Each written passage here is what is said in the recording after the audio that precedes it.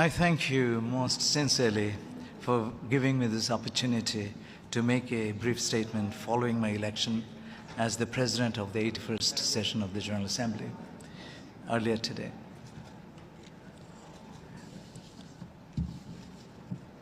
As you know, the elections have taken place and I was declared winner, and I've accepted the responsibilities with humility and respect.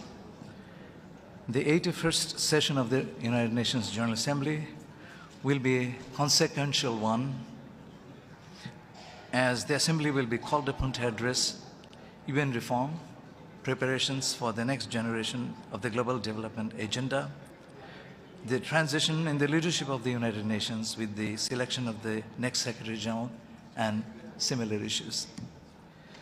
These will unfold alongside urgent global challenges already before us, including climate change, geopolitical tensions, energy insecurity, and widening development divides.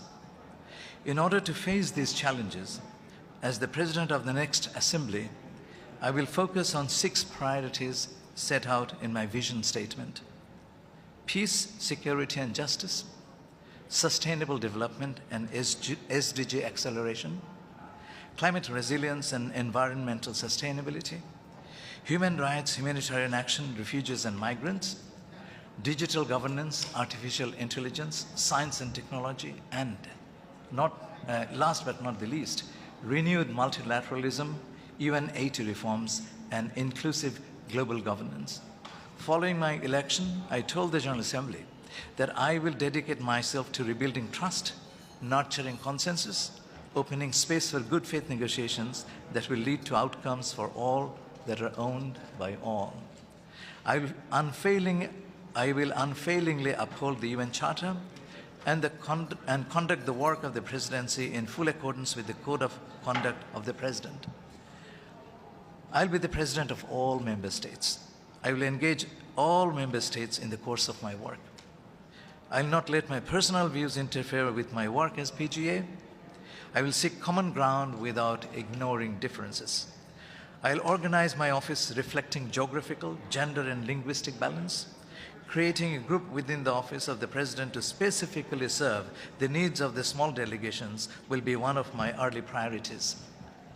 I will also hold consultations with the Secretary General on the organization and resources for the Office of the President of the General Assembly. I called upon all Member States today to contribute to the PGA Trust Fund to help carry out the work of the Office of the President more effectively. I will work with them to ensure adequate long-term funding for a robust internship program. And as the UNGA President, I will dedicate myself to rebuilding trust and nurturing consensus, as I said.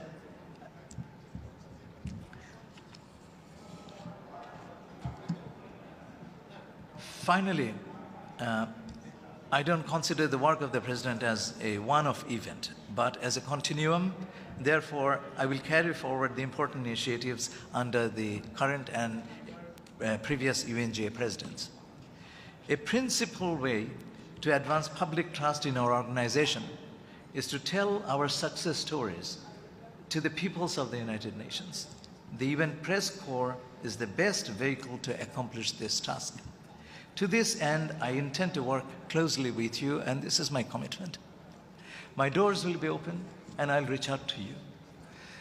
I will set up an effective communication team which will remain in constant contact with you throughout my presidency. I once again thank you for the opportunity to address you. Thank you very much.